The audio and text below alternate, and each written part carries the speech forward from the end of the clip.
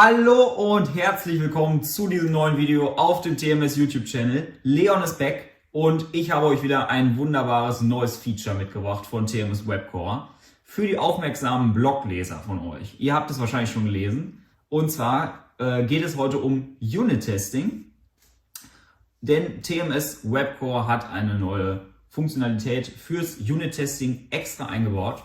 Ist alles drin in der neuen Version 1.9.5.0.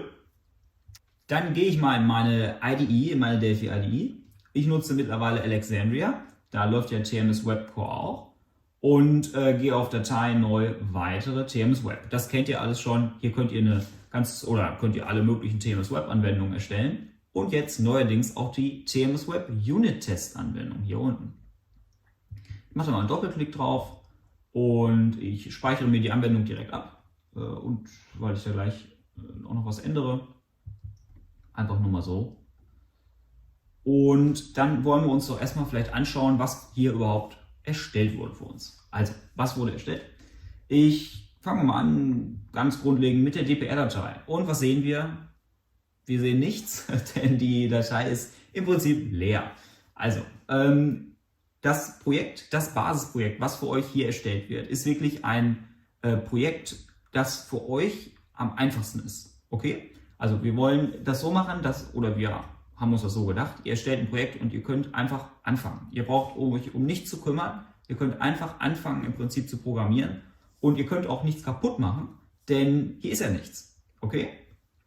Also für euch wird das wird am Ende natürlich alles laufen, das werde ich euch gleich zeigen, aber ihr seht erstmal hier nichts, ihr könnt nichts kaputt machen und auch wenn ihr noch nie programmiert habt und einfach mit sowas zum Beispiel anfangt, ihr braucht euch überhaupt keine Gedanken machen über eine Struktur, sondern habt einfach ein funktionierendes Projekt.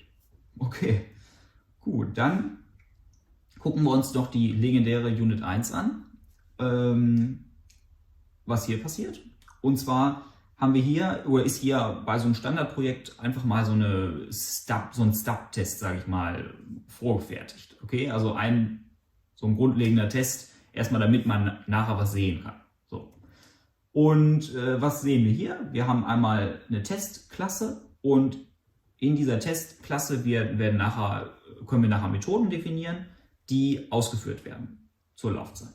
Okay.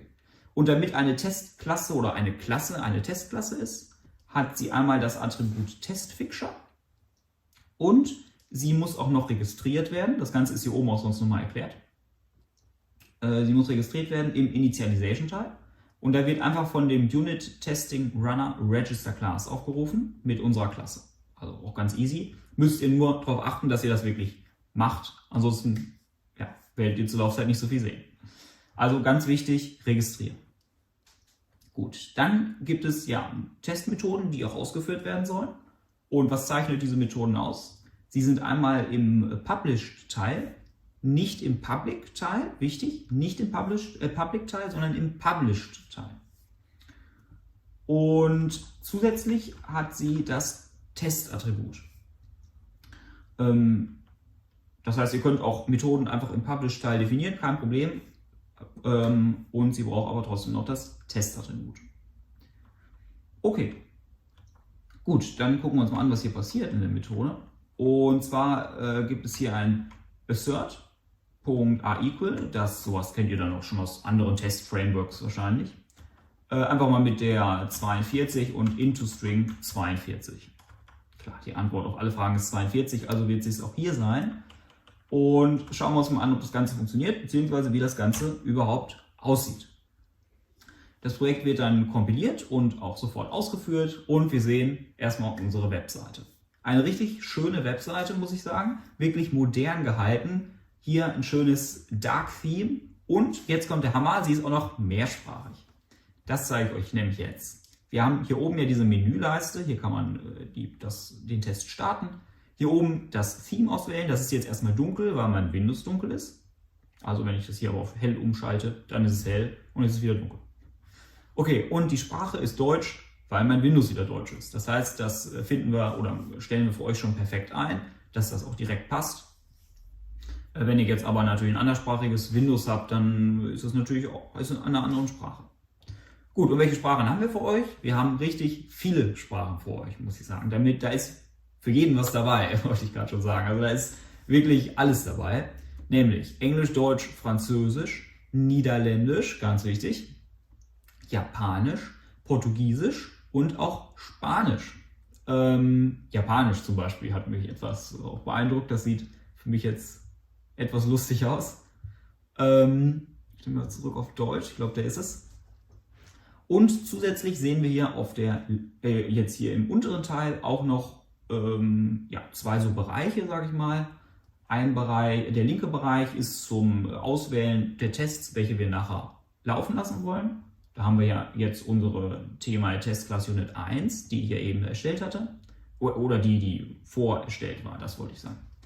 Und da drin dieser Test into String mit der 42. Gut, hier oben noch ein paar Schaltflächen. Einmal, dass man alles auswählt, nichts auswählt. Achtet hier auf die Checkboxen. Dass man alles öffnet, alles schließt.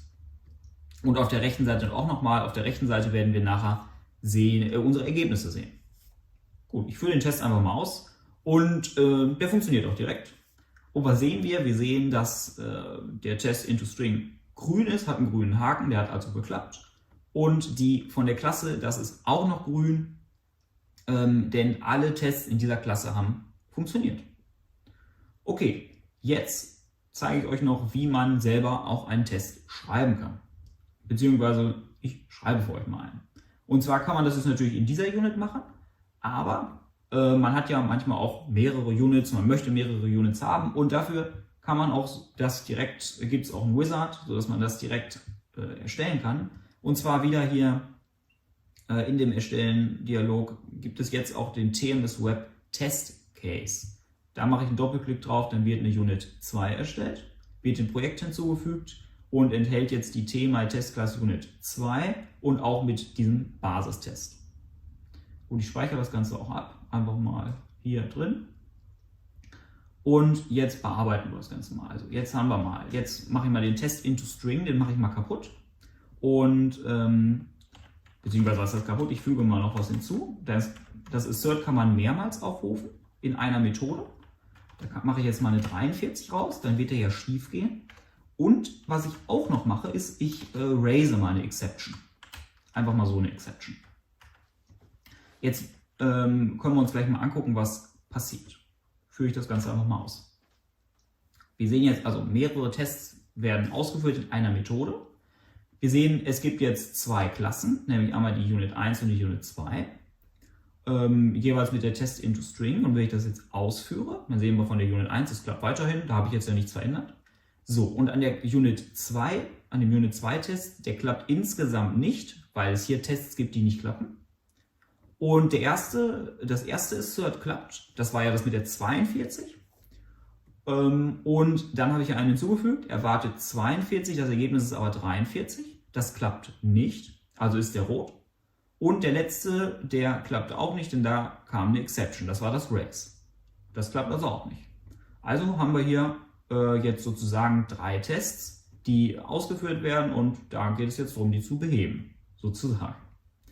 Okay, jetzt geht aber noch mehr. Es geht immer mehr. Und ganz wichtig ist ja, dass man in einem Test auch asynchrone Aufrufe machen kann. Ich gebe mal ein Beispiel, man kann zum Beispiel eine Datei laden und irgendwas vergleichen. Man kann auch zu einem Webservice laufen und irgendwas vergleichen. Und das geht natürlich in unserem Test-Framework auch. Und da zeige ich euch, wie das geht. Also, wir machen mal eine neue Methode. Und zwar ist das jetzt meine asynchrone Methode, die gibt jetzt einen Integer zurück. Die kann ich auch strict private machen, das ist jetzt auch egal. Und das für die Seite, ich gebe meine 7 zurück, die 7 gefällt mir ganz gut. Und die mache ich jetzt asynchron. Das heißt, diese Methode, die gibt jetzt asynchron die 7 zurück. Okay? So, weil ich hier das Async-Attribut genutzt habe, muss ich noch die Unit JavaScript einbinden, damit der Delphi-Compiler das auch kompiliert. Und jetzt mache ich eine neue Testmethode, die nenne ich jetzt mal TestAsync. Die mache ich, wie gesagt, published. Die gibt auch nicht zurück, das ist einfach nur eine Prozedur. Und die muss ich jetzt auch async machen. Warum muss ich die async machen? Weil ich ja gleich await nutzen möchte. Da habe ich auch mal ein Video zugedreht und ich habe sogar auch einen Blogartikel geschrieben. Falls ihr das sonst nochmal wissen wollt, wie das geht, schaut euch gerne das Video nochmal an. Also weiter hier im Text. Hier kommt jetzt mein Assert. So, wir sehen, die Programmierhilfe klappt. Ich mache mal ein Assert a equal. Und jetzt nehme ich einfach mal 7. Und jetzt möchte ich diese Methode getResult aufrufen. So, und die kann ich jetzt ja nicht einfach so aufrufen, sondern die muss ich mit await aufrufen. Okay. So, das müsste jetzt theoretisch ja gehen, denn ich gebe hier eine 7 zurück, asynchrone 7 zurück und ich vergleiche die 7 mit await getResult. So, und dann führe ich das Ganze aus. Und dann werden wir sehen, ich hoffe sehen, dass das funktioniert. Okay, also, ich lasse einfach mal alles angehakt. Zack, führe das mal aus. Und wir sehen, Test Async hat geklappt, der ist grün. Und jetzt möchte ich einfach noch machen, weil mir die Anzeige hier vielleicht ein bisschen zu groß ist, dass man nur Test Async ausführt. So, und dafür wähle ich einfach mal diese Tests ab, dass nur noch Test Async ausgeführt wird und drücke wieder auf Play und schon wird nur noch Test Async ausgeführt und das Ganze klappt auch. Das ist doch super. Das heißt, ihr könnt erstmal überhaupt einen Test für eure Webanwendung schreiben. Ihr könnt alles Mögliche testen, ob das läuft in allen Browsern, auf allen Geräten. Und ihr könnt natürlich auch asynchrone Aufrufe nutzen. Wie gesagt, eine Datei laden, zu einem Webservice laufen. Alles ist möglich. Gut, das soll es zu diesem Video gewesen sein. Falls ihr sonst noch Informationen braucht, lest euch auch den Blogartikel nochmal durch. Einfach auf der Homepage von TMS Software. Und dann würde ich sagen, sehen wir uns im nächsten Video wieder. Macht's gut, bis dahin. Ciao, ciao.